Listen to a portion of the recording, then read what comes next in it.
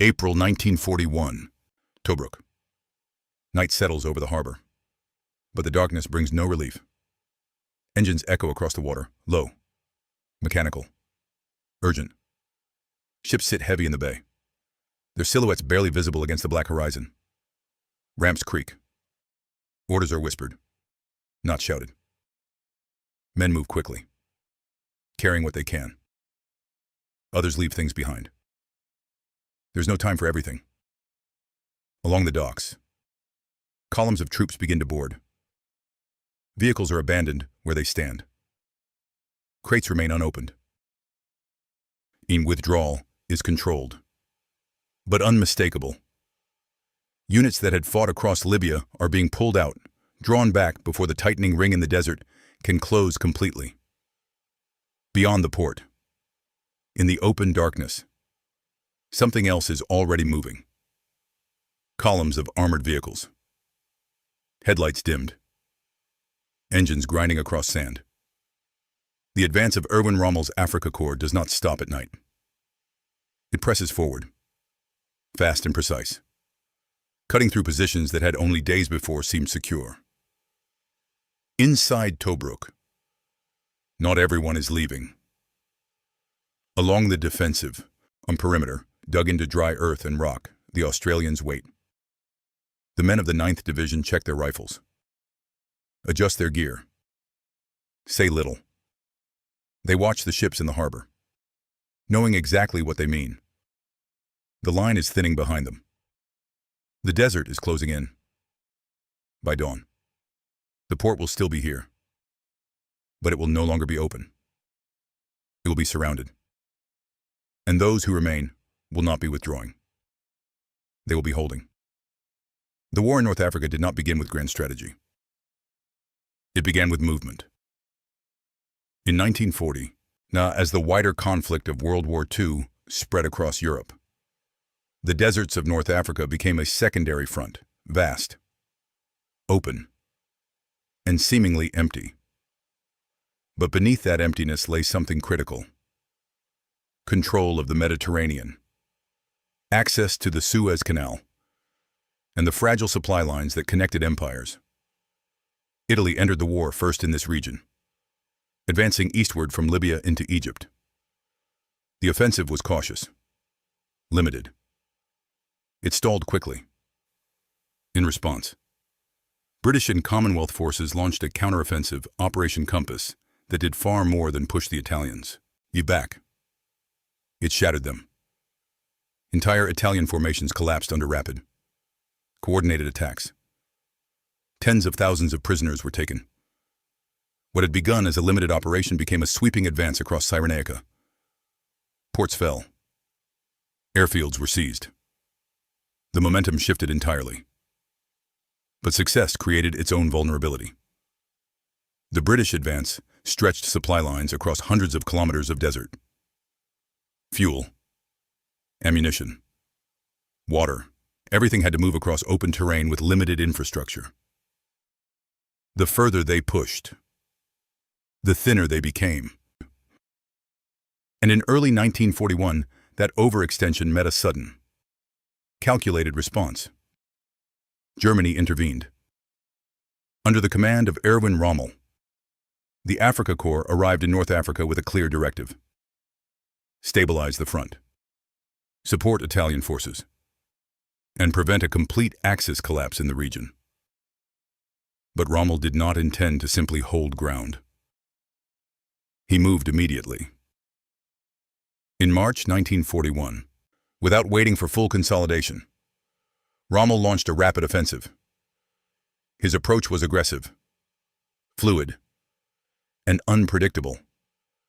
Using speed and surprise, Axis forces bypassed strongpoints, cut off units, and struck where resistance was weakest. British positions that had seemed secure were suddenly isolated. The effect was disorienting. Units that had advanced for months were now in retreat within days. Communication broke down under pressure. Intelligence struggled to keep pace with the speed of the advance. The desert, Once a space of opportunity, it became a corridor of withdrawal. One by one, key locations fell back into Axis hands. Benghazi was abandoned. Forward positions collapsed. Columns of Allied troops pulled eastward, attempting to regroup before they could be encircled. The balance of the campaign shifted with alarming speed, not because of overwhelming numbers, but because of tempo. Rommel dictated the pace. By early April, the situation had become critical. Axis forces were advancing toward one of the most important positions on the Libyan coast, a port that had already proven its value during earlier operations. Tobruk. Tobruk was more than a harbor. It was a logistical anchor. Its deepwater port allowed supplies to be delivered directly to the front, bypassing long and vulnerable desert routes. Its perimeter defenses, originally constructed by the Italians, formed a wide, fortified ring around the town, trenches, strong points, anti-tank ditches. If Tobruk held, it could disrupt the Axis advance. If it fell, the path toward Egypt would open. As British command assessed the rapidly changing situation, difficult decisions all followed. Some units would withdraw to preserve strength for future operations. Others would delay the advance where possible. But Tobruk presented a different possibility. It could be held. Not indefinitely, not easily, but long enough to matter. And as the retreat continued across the desert, the question was no longer whether Rommel would reach Tobruk. It was what would happen when he did. By the time Axis forces closed in, Tobruk was no longer just another position on the map. It had become a decision. The port sat exposed along the Libyan coast, its defensive perimeter stretching in a wide arc through barren, rocky desert. Built by Italian forces before the war, the defenses were substantial but not invulnerable. Layers of trenches, dugouts, barbed wire, and anti-tank ditches carved into hard ground. On paper, it could hold. In reality, it would depend entirely on the men inside. As the retreat unfolded in early April 1941, the British command faced a narrowing set of options. To abandon Tobruk would mean surrendering a critical supply hub and handing the Axis a direct logistical advantage. To defend it meant committing troops to a position that could be surrounded, cut off, and subjected to constant pressure from land, air, and sea. The decision was made. Tobruk would be held. Into that decision stepped the Australian 9th Division. The division had only recently arrived in North Africa. Many of its units were still gaining experience in desert conditions. They were not equipped for a prolonged siege. They were not a position for easy withdrawal. Yet they were ordered to take up defensive positions along the Tobruk perimeter, positions that would soon be isolated. There was no ambiguity in the task. Hold the port. Delay the advance. Deny the enemy its use. As Axis forces approached, the final withdrawals began. Units that could be redeployed were moved out under cover of darkness. Supplies were prioritized. Equipment was redistributed or destroyed if it could not be taken. The harbor became a point of transition, men arriving, men leaving, all under the growing threat of air attack. But once the last ships departed, the nature of Tobruk changed completely. It became an island. Surrounded on land by the advancing forces of Erwin Rommel, the garrison was cut off from direct reinforcement. Everything that entered or left Tobruk would now depend on the sea, and the sea itself was contested. Axis aircraft targeted the harbor relentlessly. Supply ships moved under constant threat, Nights became the only window for movement. And even then, risk was unavoidable. Inside the perimeter, the Australians began to adapt. The desert around Tobruk was unlike the open expanses seen elsewhere in North Africa. The ground was hard, uneven, broken by ridges and shallow depressions. Digging was slow, exhausting work. Positions had to be reinforced by hand. Every trench, every dugout, every firing point required effort under heat and exposure. Water was limited. Rations were controlled. Equipment wore down faster in the dust and sand. But the greatest pressure was not physical. It was constant. Axis artillery began probing the defenses. Reconnaissance units tested the perimeter. Air raids struck the harbor and the defensive positions with increasing frequency. The pattern was clear. Pressure would be applied. Gradually, methodically, until a weakness appeared. Rommel did not need to rush. Time, isolation, and exhaustion could achieve what direct assault might not. Yet the Australians did not wait passively. From the beginning, their approach differed. They did not simply hold ground, they studied it. Patrols moved beyond the perimeter at night, mapping the terrain, observing enemy movements, identifying patterns. Defensive positions were adjusted, reinforced, concealed. The line was not static, it was alive, shifting in response to pressure. And within that shifting line, a mindset began to form. They were not surrounded in the way the enemy intended. They were positioned between the desert and the sea, under constant threat. Cut off from easy escape, the men inside Tobruk understood the reality of their situation. There would be no rapid relief, no immediate breakthrough. What remained was time. Time to endure. Time to resist. Time to force the enemy, to pay for every meter. And as the siege tightened, and the first full assaults began to take shape, the defense of Tobruk would stop being a temporary measure. It would become something far more difficult to break. Angle 1. The desert as a battlefield, around Tobruk. The desert offered no cover in the conventional sense. There were no forests, no buildings, no natural concealment beyond shallow ridges and broken ground.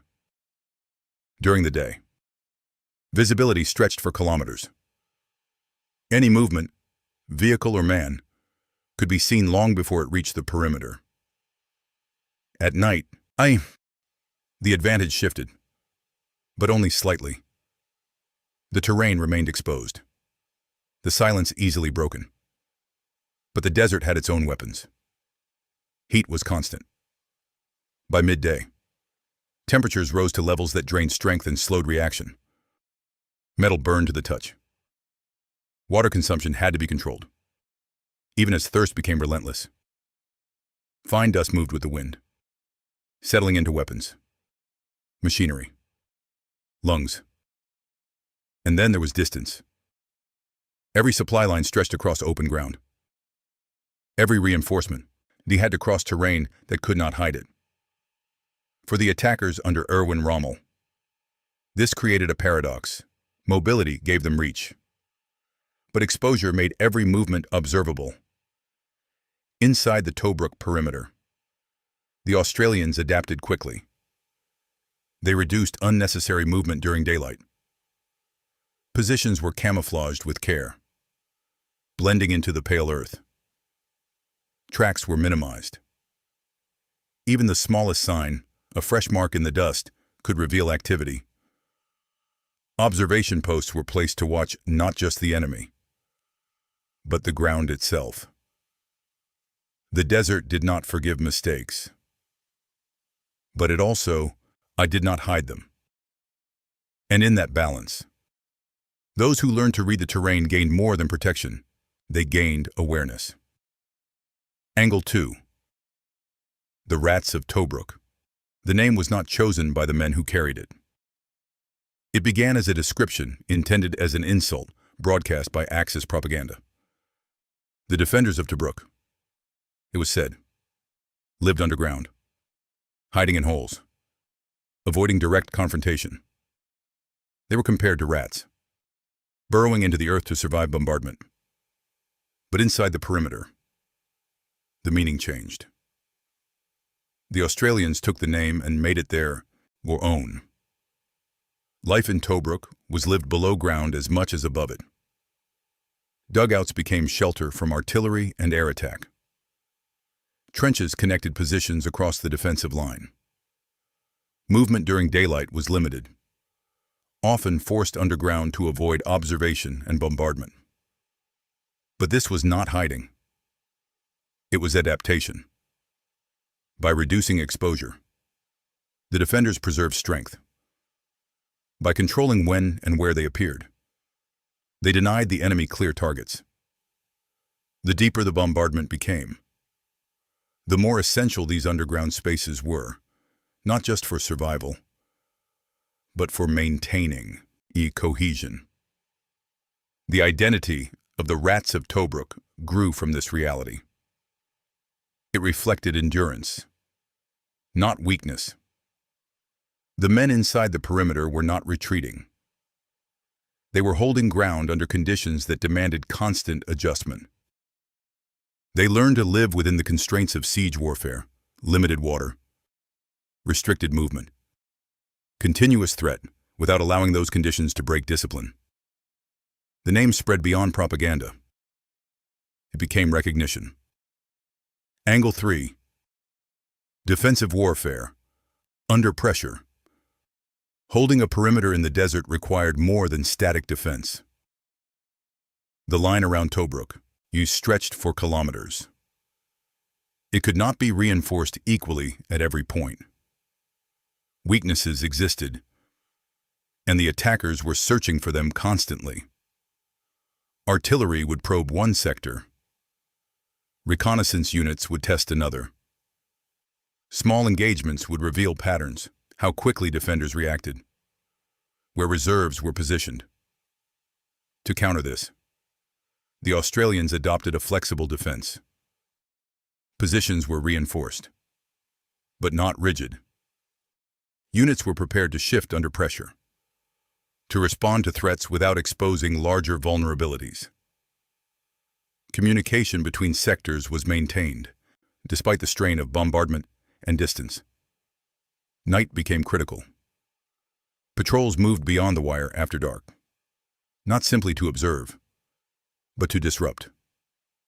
Enemy positions were mapped. Movement routes were identified. In some cases, small raids were conducted, not to hold ground, but to unsettle, to force the attackers to remain cautious. The defense extended outward, beyond the visible line, and this created uncertainty. For the forces under Erwin Rommel, the perimeter was not a passive barrier. It responded. It unadjusted. It reached outward in controlled, deliberate ways. Every approach carried risk, not just from fixed defenses, but from movement that could not always be predicted. The siege did not settle into stillness. It remained active, shaped by pressure, but never fully controlled by it. And as that pressure continued to build, the perspective from the other side of the line would begin to change as well. Angle 4. The enemy's view from the outside. Tobruk should have fallen quickly. That was the expectation when Erwin Rommel's forces first closed the perimeter in April 1941. The Allied retreat across Cyrenaica had been rapid. Positions had collapsed in sequence. Momentum was firmly with the Axis. Tobruk appeared to be the final obstacle before a continued push toward Egypt. But the port did not behave like the positions that came before it. Initial probing attacks met organized resistance. Defensive fire was controlled, not scattered. Strong points held even under pressure. Attempts to identify weak sectors produced inconsistent results. What appeared vulnerable during reconnaissance often proved reinforced when tested. This created friction. Rommel's method relied on speed and exploitation, finding a gap, pushing through it, and collapsing the line from within. At Tobruk, the gap did not appear. The perimeter absorbed pressure and redistributed it.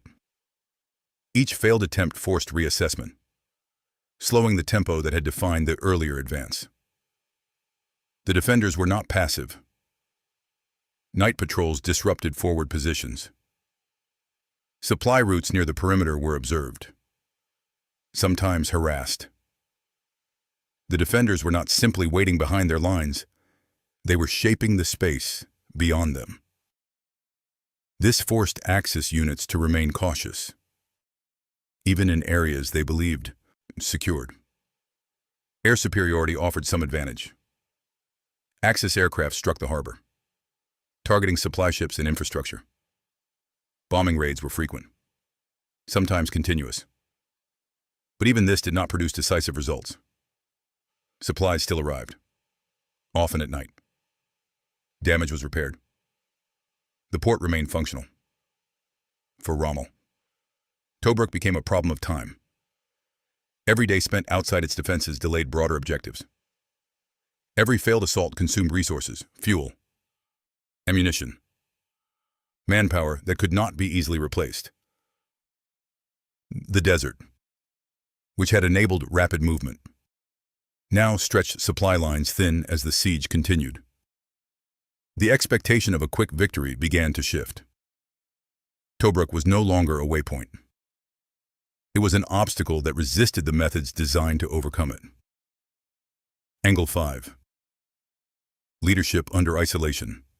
Inside the perimeter, command decisions carried a different weight. There was no immediate reinforcement to rely on. No rapid extraction if conditions deteriorated.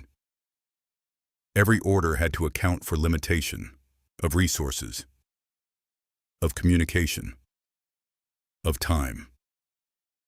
Leadership became less about maneuver and more about control under pressure.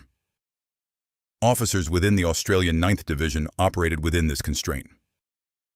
Positions had to be maintained, but not rigidly. Units needed rest, but exposure could not be increased. Supplies had to be distributed carefully. Water, ammunition, medical resources, all finite. Every adjustment had consequences. Communication was constant, but not always stable. Lines could be disrupted by bombardment. Movement between sectors was sometimes restricted. In these conditions, initiative at lower levels became critical. Section and platoon leaders made decisions in isolation, guided by intent rather than direct instruction. Discipline held the structure together.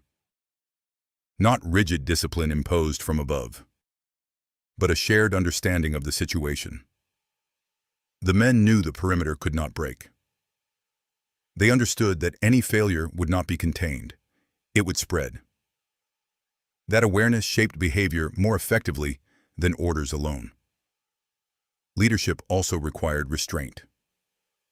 Not every enemy movement justified a response. Not every attack required counterattack. Knowing when to hold fire, when to conserve strength, when to wait, these decisions preserved the integrity of the defense over time. The siege did not allow for dramatic shifts. It required consistency. And within that consistency, leadership became less visible, but more essential. Angle 6. Command decisions and the question of withdrawal beyond the perimeter. The broader Allied command faced a different set of calculations. The situation in North Africa remained fluid. Forces were regrouping in Egypt. Future operations were being planned. Resources had to be allocated across multiple fronts. In that context, Tobruk was both an asset and a liability.